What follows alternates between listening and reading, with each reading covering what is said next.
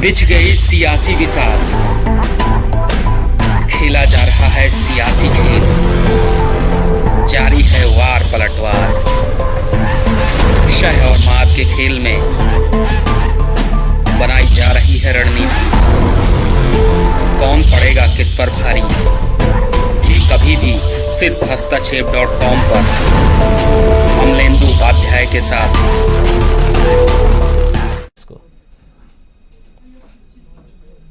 प्रधानमंत्री की छवि को न खाऊंगा न खाने दूंगा को अदानी प्रकरण से बहुत बड़ा डेंट लगा। और जो न खाऊंगा न खाने दूंगा, या जो पहले भी लोग कहते थे कि भाई सरकार चाहे जो भी चले, लेकिन प्रधानमंत्री नरेंद्र मोदी व्यक्तिगत रूप से बहुत ईमानदार, वो मामला पूरी तरह से धूल धूसरित हो गया है। और अगर पार्लियामेंट में राहुल गांधी को ये बोलने देंगे तो अभी तो जैसा कि संजय जी ने भी कहा कि इनके प्रेस कॉन्फ्रेंस को बाकी अखबार वाले या बाकी गोदी मीडिया जो है तवज्जो ही नहीं देते, उसको एक प्रकार से अंडर प्ले कर देते हैं, लेते ही नहीं है। तो अगर वो पार्लियामेंट में बोलेंगे तो पूरा देश देखेगा कि राहुल गांधी फिर इस विषय पर क्या बोल रहे हैं। अभी अगर वो मान लीजिए कि पैरेलल बोल दे बाहर, तो जो है कहीं कुछ एक आध दो लाइन आई, कहीं नहीं आई, बाकी लोग लेंगे ही नहीं। लेकिन पार्लियामेंट में बोलेंगे तो अभी जिस तरह ये माइक म्यूट कर रहे हैं, उस समय प्रसारण तो म्यूट नहीं कर पाएंगे ना, और करेंगे तो और इनकी शीशा लेकर होगी। तो ये जो खाऊंगा खाने नहीं दूंगा का मामला जो इनका धूल धूसरित हो रहा है, अब इसके बाद पोस्टर वार हो गया है। पोस्टर वार में क्लियर हो गया है कि आप बनाम बीजेपी है, इसमें कांग्रेस कहीं नहीं। आपके गाड़ी से 10,000 पोस्टर बरामद हुआ है। गोपाल राय ने जो है प्रेस कॉन्फ्रेंस करके कहा है कि गुरुवार से देश भर में मोदी हटाओ देश बचाओ अभियान जो है आप शुरू करने जा रही है। तो ये तो टोटल आप बनाम ए टीम बनाम बी टीम हो गया है मामला। राहुल गांधी या कांग्रेस तो ऊपरी पिच पर जो है प्रधानमंत्री का जो है क्या कहते हैं विरोध कर रही है। अदानी का एक ऐसा मामला फंस गया है जिसमें राहुल गांधी ने शुरू से जो है क्या कहते हैं बैटिंग की है इसमें। और आप जो है वो क्या कहते हैं वो कि हमाऊ राय, तो हमाऊ राय में उसने पोस्टर निकाल दिया। और पोस्टर के दोनों किरदार एक ही थैली के चट्टे बट्टे इसलिए हैं कि जो लोग 70 के दशक की बात हो रही थी या 60-70 के दशक 80 के दशक की बात हो रही थी, जब इंदिरा गांधी देश की प्रधानमंत्री थी, तो पूरे दिल्ली में तत्कालीन जनसंघ ने राजा दिनेश सिंह जो विदेश मंत्री थे और इंदिरा गांधी के पोस्टरों से जो है पूरे दिल्ली की दीवारों को रंग दिया था। हम लोग विद्यार्थी थे, लेकिन हमारी निगाह में अभी भी वो पोस्टर जो है एकदम आंख के सामने जीवित है। आपको बता दें उसमें माना जाता था कि जनसंघ जो है पोस्टर वार में सबसे आगे क्या कहते हैं केवल दिल्ली में। तो इनका भी जो पोस्टर लगा, भले अभियान ये पूरे देश में शुरू कर रहे हैं, केवल दिल्ली में लगा मोदी हटाओ देश बचाओ, या एनसीआर में हो सकता है लगाओ, मुझे इसकी जानकारी नहीं है। तो पूरा देश तो है नहीं, तो केवल दिल्ली है। तो अब सवाल इस बात का है कि जो प्रधानमंत्री ने अपनी छवि सर्वशक्तिमान की बना रखी है, वो तो एक डेंट लग गया, ना खाऊंगा ना खाने दूंगा, जिसमें वो भागे भागे फिर रहे हैं, उनको कोई रास्ता नहीं सूझ रहा है। और दूसरा डेंट पोस्टर में ये हो गया कि साहब आपके दिल्ली में आपकी छाती पे चढ़ के लोगों ने मोदी हटाओ देश बचाओ का जो है पोस्टर लगा दिया है। कांग्रेस इसमें नहीं है, क्योंकि कांग्रेस के न किसी नेता का जो है अभी हमको देखने या पढ़ने को मिला इसके समर्थन या विरोध में, या कहीं ये सब आज के दफ्तर से आपके दफ्तर से आपकी गाड़ी से प्रिंटिंग प्रेस वाले जो पकड़े गए। हाँ, अब इसमें एक बात का उल्लंघन हुआ है। प्रिंटिंग प्रेस का नाम किसी भी पोस्टर किसी भी पर्चे पर जरूर होना चाहिए। तो ये पर्चे पर प्रिंटिंग प्रेस का नाम नहीं है। नतीजा है कि आरोप में मालिकों को गिरफ्तार करके पुलिस ने जेल में भेज दिया है। तो उन्होंने प्रेस एंड पब्लिकेशन एक्ट का उल्लंघन किया है। इसमें कोई उसकी बात की बात नहीं है। बाकी जो प्रकाशक है, जो एक तो प्रिंटिंग प्रेस का नाम होना चाहिए और फिर किसकी तरफ से वो पोस्टर जारी हुआ है ये होना चाहिए। तो ये बात जो है क्या कहते हैं वो नहीं है। तो ये गैर कानूनी काम है, चाहे पोस्टर जिसने लगाया हो। लेकिन पोस्टर से साहब इतना डर जाएंगे, इतना चिढ़ जाएंगे, इसको आप इस चीज से समझ सकते हैं कि अगर काली कमीज पहन के, काली टोपी लगा के, काला बैग लेके अगर कोई प्रेस कर्मी भी साहब की मीटिंग को कवर करने जाता है, या आपके गृह मंत्री जो लौह पुरुष अपने को कहलाना पसंद करते हैं उनकी मीटिंग को कवर करने जाता है, तो उसका बाहर ही उसको उतरवा के रखवा लिया जाता है, नहीं तो उसको घुसने नहीं दिया जाता।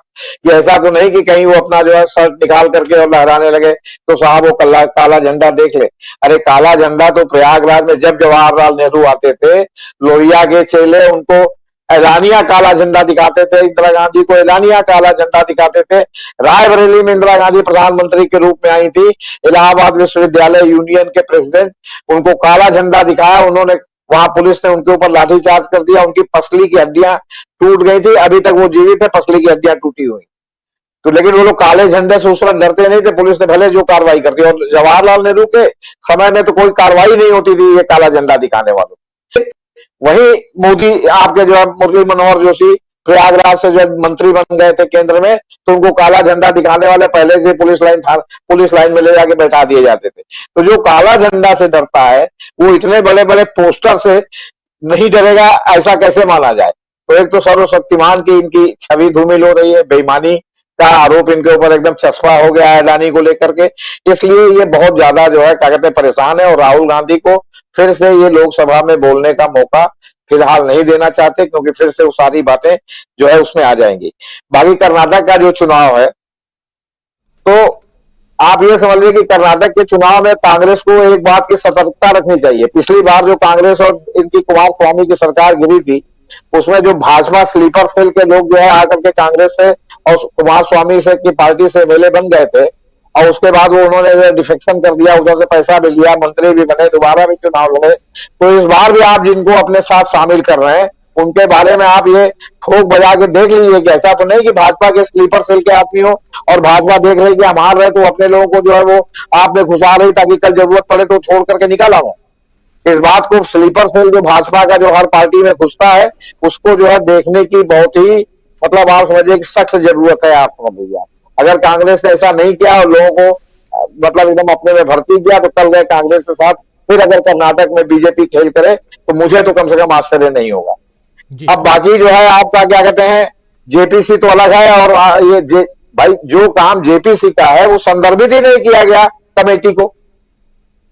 तो जब कमेटी को जो है अडानी की जांच के संबंध में कुछ भी नहीं कहा गया तो ये अडानी की जांच कौन करेगा। और ऊपर से जेपीसी में भी इसमें जो विदेशी जो लेन देन है जो आपके मॉरिशस की सेल कंपनी का है, क्या जेपीसी जो है वो क्या कहते हैं मतलब आपके पास कोई इतनी मतलब आपके मल्टी डायमेंशनल एजेंसी नहीं है जो देश और विदेश दोनों में एक साथ जांच करे। जेपीसी की भी जांच होगी तो सिर्फ यही होगा कि जो है इनकी क्या कर सकते, लेकिन असली बात जो है जो विदेशी फंडिंग है, जो आरोप लग रहा है कि किस तरह का ब्लैक मनी को वहां से वाइट करके इन्हीं की कंपनियों के द्वारा इन्हीं की कंपनी में भेजा जा रहा है, तो ये इसकी जांच कौन करेगा। इसकी जांच करने के बाद आपके पास मल्टी स्पेशलिस्ट कंपनी वो कोई एजेंसी नहीं है, आप समझ लीजिए। तो इसलिए ये आर्थिक मामला है और ये मामला इसके लिए इसकी भी एक जरूरत है। और बाकी जेपीसी होगा तो कम से कम इतना तो साफ हो ही जाएगा कि इसमें जो है वो जेपीसी में अडानी के इतना सब उसके पीछे मोदी जी की क्या भूमिका थी। इसलिए वो जो है इससे भाग रहे हैं और वो नहीं चाहते कि जो है क्या कहते हैं ये हो। अब जब किरण रिजिजू हैं कानून मंत्री हैं, बीच में चुप थे फिर बोलना शुरू कर दिया इन्होंने। आपके वाइस प्रेसिडेंट बहुत बोल रहे हैं। वाइस प्रेसिडेंट जब वाइस प्रेसिडेंट नहीं बने थे तब वो ये सब कोई बात नहीं करते थे, क्योंकि तब जानते हैं कि करेंगे तो जो है कानून के जो है उसमें दरवाजे पे लग जाएंगे।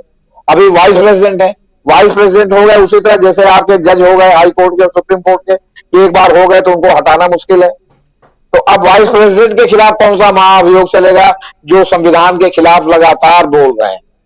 लगातार जो है जब कस्टोडियन सुप्रीम कोर्ट को बनाया गया है और लगातार बोल रहे हैं कि संसद सर्वोपरि है, जबकि बिल्कुल स्पष्ट है कि संसद सर्वोपरि नहीं है। आपके सुप्रीम कोर्ट सर्वोपरि है, संसद के कामों की समीक्षा सुप्रीम कोर्ट करता है। और कोई भी मामला होता है तो संसद से सलाह से ज्यादा महत्वपूर्ण आपका जो है सुप्रीम कोर्ट का सलाह होता है राष्ट्रपति के लिए। और लगातार बोल रहे हैं। और किरण रिजिजू इनका तो रिप्लेसमेंट ढूंढा जा रहा था, बीच में हवा उड़ी थी कि विकास सिंह ने जो सुप्रीम कोर्ट में चीफ जस्टिस के कोर्ट में बदतमीजी की है तो इनका भी नाम कहीं ना कहीं चल रहा है कि इनके रिप्लेसमेंट के रूप में विकास सिंह को कानून मंत्री बनाया जा सकता है।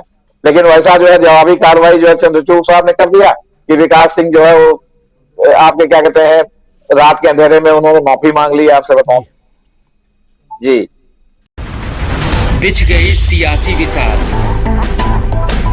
खेला जा रहा है सियासी खेल, जारी है वार पलटवार। शह और मात के खेल में बनाई जा रही है रणनीति, कौन पड़ेगा किस पर भारी, ये कभी भी सिर्फ hastachep.com पर